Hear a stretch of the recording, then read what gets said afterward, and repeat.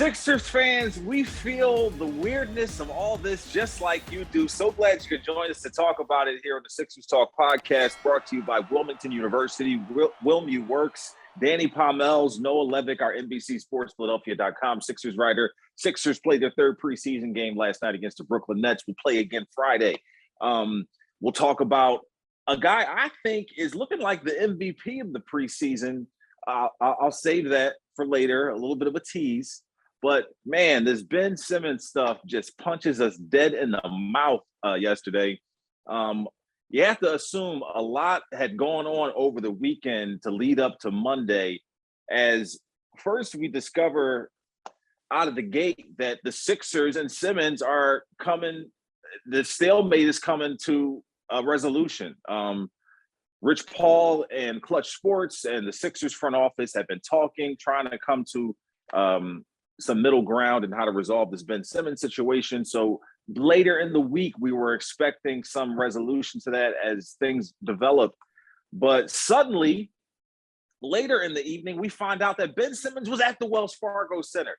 Not only was he at the Wells Fargo Center, but he was there taking a COVID test in order to be in lockstep with the league and the team with the protocols that he had to go in to be a part of the team and come back to the organization. Noah, a lot to digest, a lot to process.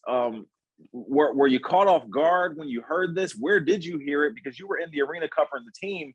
How did that news get to you?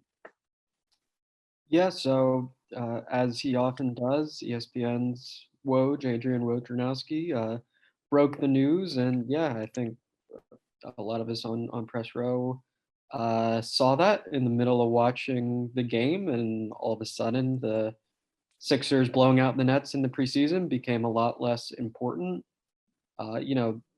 It did seem, based on reporting earlier in the day, that we were trending in that direction. So I'm not sure it was shocking, but certainly very, very weird. I think that's an appropriate word for sure. And yeah, my mind last night went back to maybe a few weeks ago when you asked, or you framed this as like, which side is likeliest to blink first, and seems like right now that might be the Simmons camp side. But just because he's in Philadelphia doesn't necessarily mean that he's going to do everything the Sixers want from him in terms of suiting up and giving full effort and classifying himself as healthy and all these kind of unanswered questions that are still lingering here. But the fact he is on the East Coast, I think that didn't look especially probable a week ago.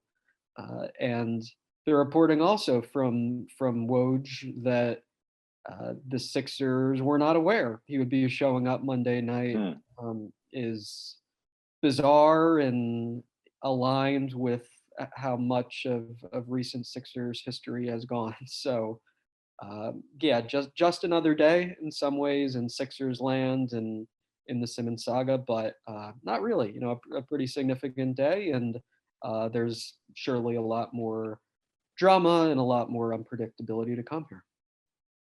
Yeah, drama is the word for it because, put yourself in Elton Brand's shoes. You're there for the third preseason game, and all of a sudden you get a text that Ben Simmons, according to Adrian Wojnarowski, that he's outside the arena and needs to take a COVID test. Like, it had to be a head on a swivel moment where you're like, what in the world is going on? Because, everything that we had believed leading up to this point was that Simmons was locked in, that feet were dug in, he was, an immovable object and ready to be in this for the long haul. So, everyone's speculating on why he's here again. Simmons hasn't spoken directly with the team since they came to LA to try to talk him down from this situation that he's brought the team and try to get him to come back to camp. And he rebuffed the team, the players who were going to go out there to try to, talk him back to camp. So this is their first interaction with him here as he shows up at the arena. And so many people are speculating that it has to be money related. And it's hard to get off of that notion that it has to be related to money, particularly when you look at the fact that he shows up at the arena unannounced before tip-off, according to Adrian Wojnarowski. So theoretically, if he's there taking his COVID test before tip-off at the game, they can't find him for missing the game, theoretically. I mean, so maybe he's avoiding another $300,000 plus, slap on the wrist, heck of a slap on the wrist. But are you processing it the same way, Noah? Is this money related? He doesn't get the $8.25 million, 25% of his annual salary that the team withheld from him October 1st. He's been fined every day he's missed camp, fined for every preseason game that's missed. And suddenly he shows up to try to, stave that. Do you read that the same way? Yeah, I think it's hard to read that as not being a key factor here. Kyle Neubeck from Philly Voice, I know, reported about a week ago that the Simmons camp was not expecting or aware that they'd be fined the extent that they have been for missing these preseason games. And yeah, this money does start to add up, even for a player who's already made a lot. And the easiest way to get it, in theory, is just showing up. So yeah, you have to think it's a factor, but I think also one of the things we saw last night is there's not many people who have true insight into Ben Simmons's head right now. Like, this was a pretty exclusive scoop from Woj about Simmons being at the The arena. details are amazing for him to have those details. I mean, you would assume if he is aware of Elton Brand's text messages, you would hear that from Brand himself or from Simmons camp themselves. Yeah, or just from other prominent national reporters or something. So yeah, just the fact that these details were all Woj, I think is telling, that though a lot of buzz has been out there and a lot of people have had good info, there's also a lot swirling around there regarding Simmons that is speculative, and we're kind of forced to speculate about a lot of it because, as you said, he's not speaking on the record, and his camp has done its best to get the messaging out there of their side of the story, but there's still so much murkiness right now, and I think we'd all love for a little more clarity on why they've taken X, Y, and Z path throughout this very weird process. Maybe we get that soon, maybe we don't. On top of that, we're just looking at this whole thing develop, and like you said, there's been so much reporting and pretty much from various sources, which we've detailed, in past podcasts. Brian Windhorst had something, Sam Amick had something, obviously Adrian Wojnarowski. We've gotten information from Shams Charania. So just varied sources, definitely some ESPN, but The Athletic, Stadium, etc. With all that, there was the idea that, or reporting, I can't remember who directly reported it, but that Clutch Sports have reached out to the league the Players Association to confirm that, these fines were valid and that there was no way to recoup the money or what have you. And it seems like that part would be true, because if we're relating this back to the money, Simmons shows up because he's getting these astronomical fines that they weren't quite aware of. That is a fireable offense. Like, that is like some deep water to get a client in, unbeknownst to you. You know what I'm saying? Like they're not aware of these type of infractions, and here comes $1 million worth of fines and fees and whatnot that he's accrued. That's not something you want to be caught off guard about. And to be caught off guard about something like that is really like hard for me to wrap my head around. I'm surprised that is turning out to be more and more likely, more and more true, that they weren't quite aware of all this stuff that was going to happen to them. Does that surprise you that an agent will be caught off guard and like they're digging their heels in, but also not aware of like what the consequences are? Agreed. Yeah, what you're referring to is what I was hitting at from Kyle Newbeck from Philly Voice, who was on top of that. Yeah, certainly that's something that should fall under an agent's purview. And Rich Paul is obviously an influential agent who has a lot of powerful clients. So you'd think he'd be on top of that. But I'd have to think overall, like both sides at least should be keenly aware of like the big picture here, and that it just would be extraordinarily rare for a 25-year-old player who's theoretically about to hit his prime to just sit out an entire season. So Wow. you have to think on Rich Paul's side, even though that might have been the stance that they were hoping to get out there and that they were hoping to put pressure on the Sixers, through that notion, um, there had to be a realization, you would think, that would have been unprecedented and would have had serious financial consequences in all likelihood, even if there was the hope that, okay, Simmons would recoup the money, if and when he was eventually traded. So, yeah, some of the peripheral details here and some of the process, again, very odd, like most of this, but I think like just the big picture of what it seemed like Simmons's camp was saying they were trying to do, uh, I think there's probably been an understanding from the beginning that that would just be so rare and so difficult to pull off, in my opinion. And it's looking less and less likely that he's not going to play a basketball game this season. Whether it will be in a Sixers uniform or not, that's kind of the next question I think on the agenda. Man, this seems to really be blowing up in their face as Simmons just, unbeknownst to the Sixers and seems his camp just shows up at the arena. Would love to get some details on that. Maybe someday we will. But on the court, the Sixers get 25 points from Furkan Korkmaz and Joel Embiid in the first quarter. The blowout was on a fabulous 14.8-minute effort from Embiid, where he just clearly looked like, if not the best, the second best player. Let's give all respect to Kevin Durant being on the court. On the floor, we saw the threes, we saw the and ones, we saw the jab steps and pump fakes, we saw the enormous dunk, and there was Furkan Korkmaz, playing his game as well, hitting the transition threes, some steals and dunks and whatnot. So the route was on.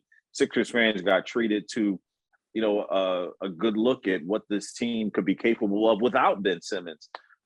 Like I said, they'll play the Brooklyn Nets again in Brooklyn here coming up. But so the route was on. Then after the game, we kind of get Joel Embiid's thoughts. And once again, he sounds like a leader. He sounds like, a guy that's ready to shoulder the load of whatever it comes next in order to make this team, a winning faction. And Embiid's comments were just that we want to get all in the same room and, we can overcome this. And, Doc Rivers kind of echoed that, we've said all along that we want Ben here, and there might be some chiding, when Ben first gets there because he missed camp and whatnot. But, this is something that he's been through before and experienced and whatnot. So as a camp, as a team, the Sixers just really seem to feel comfortable with dealing with the situation and answering the questions. They really, didn't bat an eye, it seemed to me. What was your feeling as you were there, looking those guys in the face as they answered the questions and whatnot? Yeah, I think they handled it well.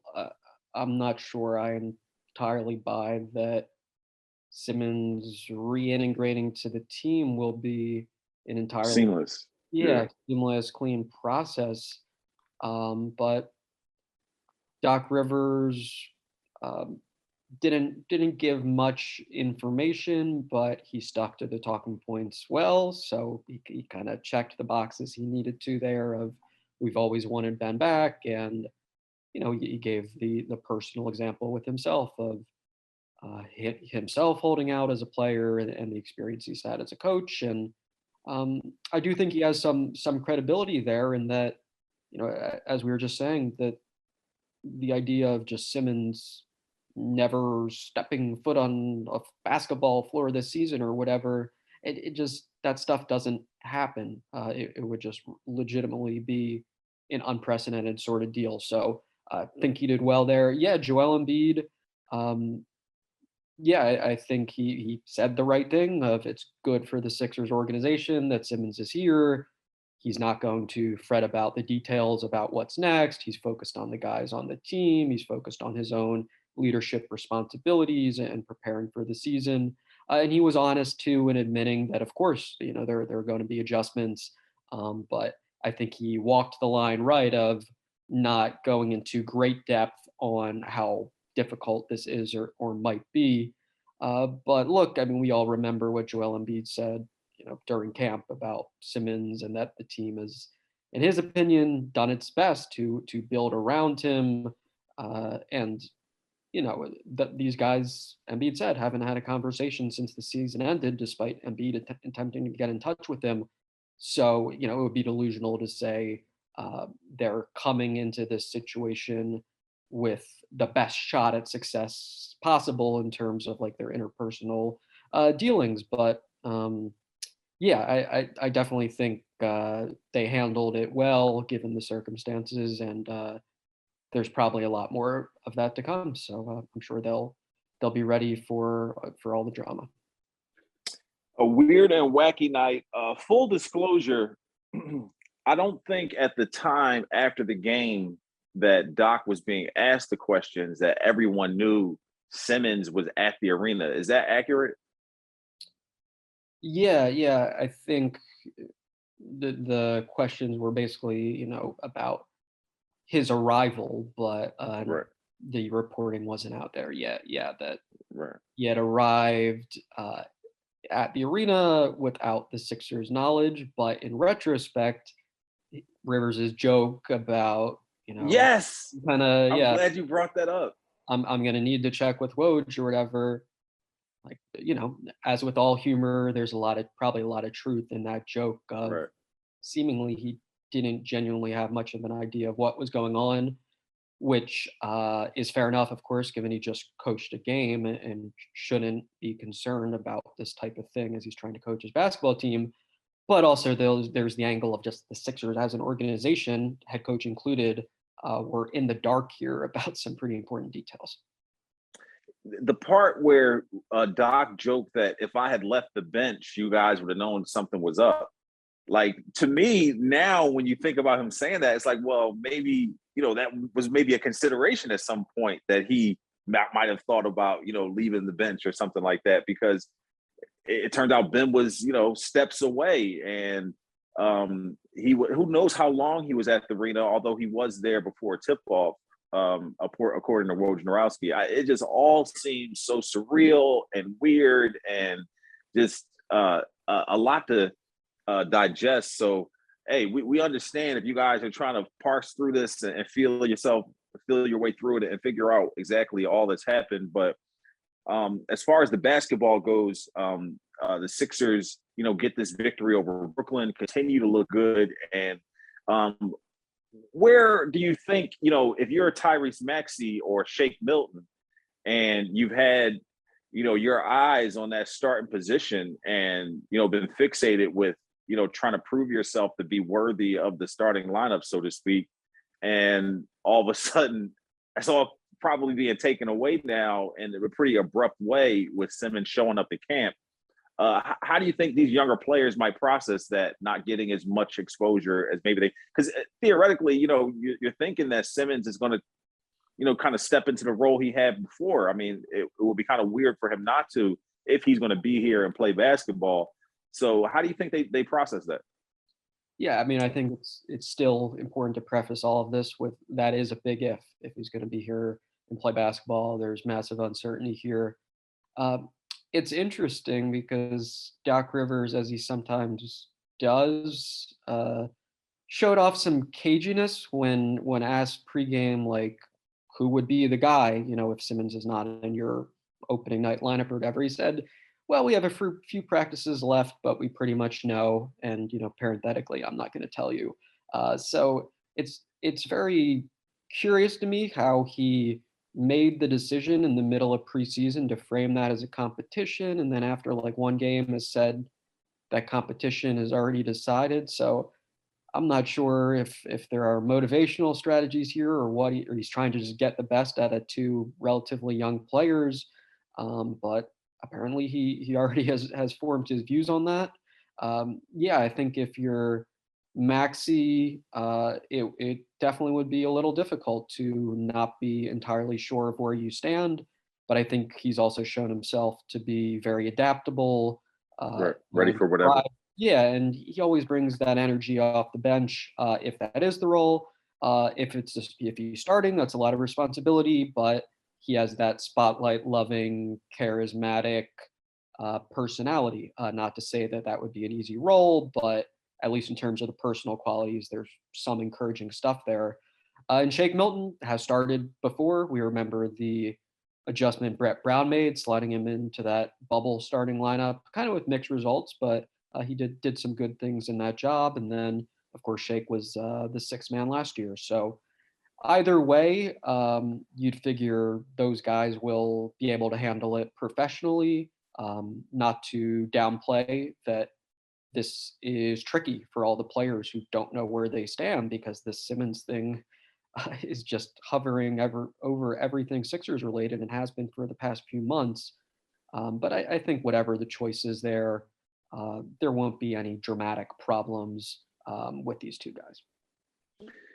Humor me for a second. How do you digest those comments you just alluded to about Doc before game 3, saying that they have an idea of who would fill the void without Simmons, but after game 2, he mentioned directly that these starting lineups are going to vary depending on matchups. It might be Shake, it might be Matisse, it might be Maxi, there in the rotation. Is that contradictory, or do you feel like he's just speaking about, who might play that role mostly during the season?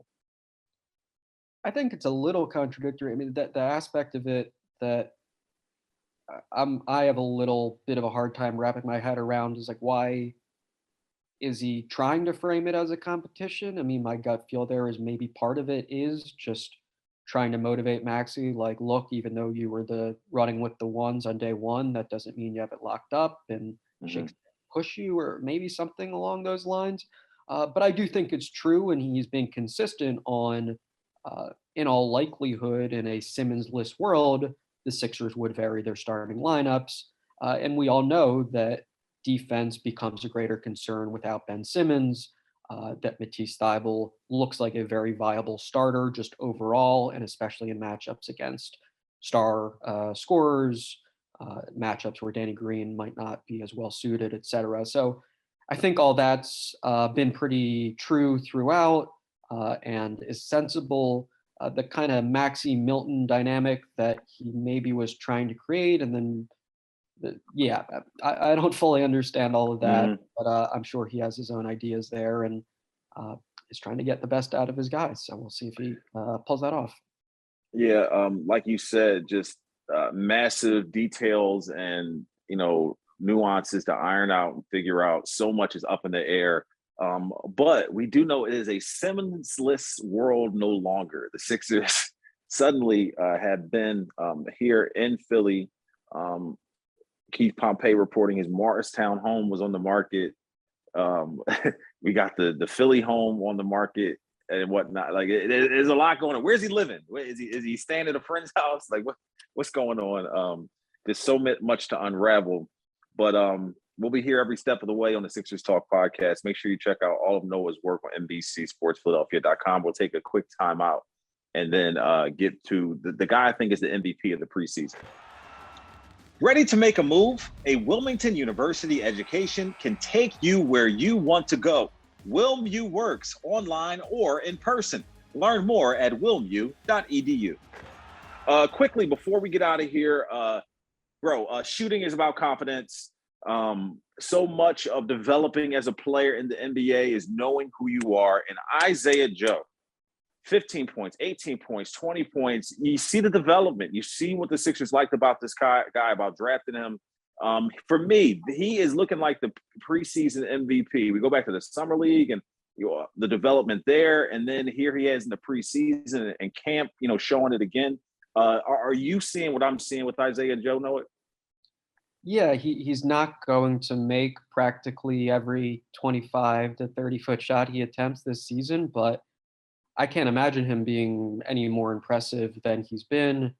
We knew he had the pure shooting stroke. We knew he had the deep range. We knew he had the quick release. All those qualities have translated well. And then the defense, the attention to detail is always there. Yes. The competitiveness, the physicality, even They though want to. despite putting on a little weight, he's still on the slimmer side for an NBA player. But you saw he took that matchup against James Harden very seriously, and he really enjoys the defensive end of the floor. And you saw some of the playmaking skills and the ability to put the ball on the deck as well. So I just find it very difficult to imagine a way you can justify like fully excluding him from the rotation. Maybe it's short spurts. Maybe he is more of an integral member. I think a lot of that depends on how these many injuries the Sixers are dealing with shake out before the regular season does begin. But man, I mean, you got to figure Isaiah Joe was part of this, if for no other reason that he is a very, very hot hand right now. So good for him. Second round draft pick who has thrived. And Joel Embiid gave him a strong endorsement last night that he's going to be in the league for a very long time, and Embiid thinks he's a real player. So lots of encouraging signs with him. Yeah, we got to think that there'll be an opportunity for him to really make an impact if he's given a chance in the rotation to really cook and maybe get hot at a couple of times and help the Sixers decide some of these games. 82 of them will be coming our way starting October 20th against New Orleans Pelicans. We'll be there with you every step of the way. We appreciate you listening to the Sixers Talk podcast. We will rejoin you on Thursday with Kate Scott. Kate Scott will join us on Thursday, so make sure you tune in for that. And for Noah and Ben Berry, I'm Danny Pommells. Thanks for listening to the Sixers Talk, brought to you by Wilmington University. Wilm U Work.